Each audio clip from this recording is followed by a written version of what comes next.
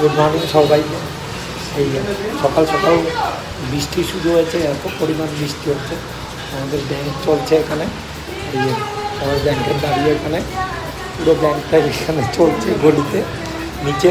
আমাদের ব্যাংকের নিচে আইআইএফএলের গলিতে চলছে, কারণ কোথাও বেরোনো যাচ্ছে না, এত পরিমাণ বৃষ্টি। যা কাস্টমার আসছে ভিজে পড়ে তাদেরকে এই গলিতে দাঁড় করিয়েই সার্ভিস দেওয়া হচ্ছে। তো কী বলবো, বেরোনোর কোনো পরিস্থিতি নেই, প্রচণ্ড পরিমাণ বৃষ্টি হচ্ছে সকাল থেকেই। একদম দেখতে পাচ্ছেন গলি ভর্তি লোকজন ক্যাপটা হয়ে আছে। তো কিছু করার নেই, বেরোনোর জায়গা নেই বলে সবাই দাঁড়িয়ে আছে এখানে। সব এখানে আটকে পড়ে আছে, বাইরে প্রচণ্ড বৃষ্টি, সব কটা আটকে পড়ে আছে। সব কাজ বন্ধ আজকে। ব্যাংকে এসে বৃষ্টিতে ভিজে ছাতা নিয়ে যাচ্ছে, এই আরেকজন ছাতা নিয়ে যাচ্ছে।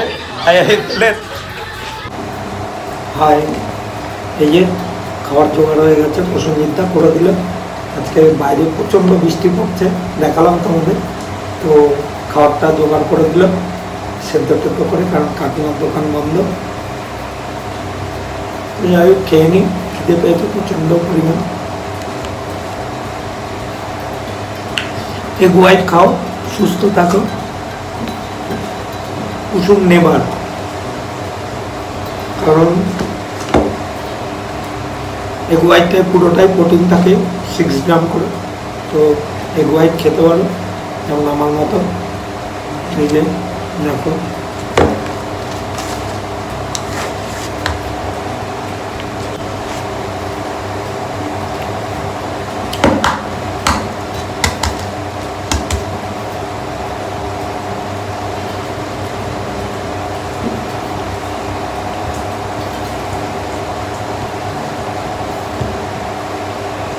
ডিম ছোলাটা একটা টাফ ব্যাপার, তো অনেক সময় সাধ্য ব্যাপার ডিম ছোলাটা।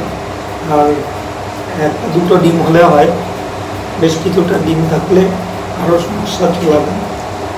কিন্তু অনেকে দেখি খুব তাড়াতাড়ি চলতে পারে, যেমন স্টেশনে যারা ডিম বিক্রি করে, ট্রেনে ডিম বিক্রি করে, ওরা একটা ছোট চামচ নেয়, চামচ দিয়ে ভেতর থেকে ঘুরিয়ে খোসাটা ছাড়িয়ে নেয়।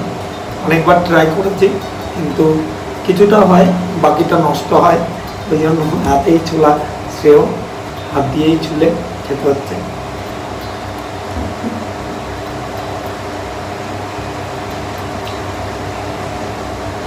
কদিন পর বৃষ্টিটা একটু থেমেছে।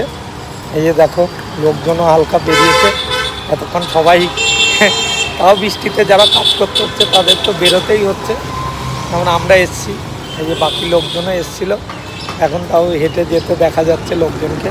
প্রচণ্ড বৃষ্টি হয়েছে সারাদিন, এখনও মেঘলা রয়েছে পুরোপুরি, একদম যেমন একটা বৃষ্টি আচ্ছন্ন দিন তেমনই। তো যাই হোক, ওরকম অবস্থাই চলছে এখনও। বৃষ্টিটা শুধু থেমেছে, জানি না আবার বাড়ি যাওয়ার সময় শুরু হবে এই বৃষ্টিটাই। তো দেখো চারিদিকটা, পুরো বৃষ্টিতে এখনও রাস্তাঘাট সমস্ত কিছুই ভেজা, কারণ বেশিক্ষণ হয়নি, এটা কমেছে বৃষ্টিটা, চলছে এখনও। খেতে বেরিয়েছি, সকালের খাবার তো দেখালাম তোমাদের। এখন ভাবছি কি খাওয়া যায়, তো খাবারটা কিনতে যেতে হবে। তো চলো যাই, কিনে আনি খাবারটা, কিনে এনে খেয়ে নিই।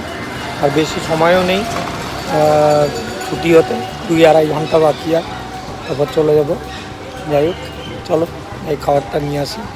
গিয়ে এবার তো আর সহ্য হচ্ছে না, রিল্যাক্স সিটে বসে, ঠিক আছে, সিট লম্বা করে দিচ্ছি, পা তুলে দিচ্ছি, এই করছি ওই করছি, ঘুরে ফিরে কিছুতেই আর এক জায়গায় থাকছে না সিটে। ঠিক আছে, উঠলাম, উঠে আমি বললাম একটুখানি আমি আসছি, তুমি বসে।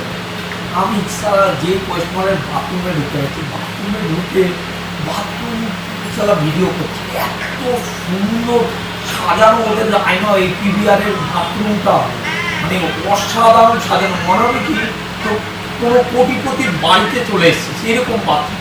এবার হাফ টাইম হয়ে লাইট চলেছে, ও আমাকে ফোন করে বলছে কোথায়, হ্যাঁ যে আমি বাথরুমে কী করছো, হ্যাঁ এই তো আসছি।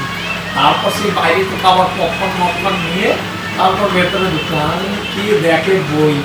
তারপর ওই যে একটা বই বেরোলো না কিছুদিন আগে, বাচ্চা একটা সিংহ আছে ওর সাথে, সেই আরে অ্যানিমেটেড মুভি, হ্যাঁ অ্যানিমেটেড মুভি ওই মুভিটা দেখতে গেলাম শাহরুখ খানের ভয়েতে। ওই যে আরে কি লায়ন না জঙ্গল, ওইটা নাম, ওই যাই হোক না কেন মুভিটার নাম ওই 3D মুভিটা দেখতে গেছে যে আমি টান টান দিয়ে ঘুমিয়েছি, মানে একদম রিল্যাক্সে খাতে। তো বৌদি আমার ফটো তুলেছে, ঠিক আছে। এইটা নয় শুধু, তারপরে কি করেছি এই যে রিসেন্টলি মুভি এলো সম্ভাজি মহারাজের মুভিটা এলো যে মনে আছে? এই তো চলছে ওই তো ওই সম্ভাজি ওই মুভিটা দেখতে গেছি, দেখতে যে হাফ হয়েছে কাকে বল ভাই করছি জায়গা করছি মোটামুটি। আমি তো জানি আর ডিলাক্স সিট নেবো, কারণ আমি জানি আমি কিছুক্ষণ পর থেকে এই পৃথিবীতে আর থাকবো না, ঠিক আছে। তারপর কিছুক্ষণ পর আমি কথা মুভি প্রচুর মুভি দেখতে হবে আমার। এই যে ভাইয়ের দোকানে বসে গল্প করছিলাম, চলো আবার তোমাদের সাথে পরে দেখা হচ্ছে কালকে নেক্সট ভিডিওতে। আমার ভিডিওগুলো লাইক কমেন্ট শেয়ার করো আর চ্যানেলটাকে সাবস্ক্রাইব করে দিও। এই ভাই বসে আছে এখানে, গল্প চলছিল। যাই হোক, চলো টাটা।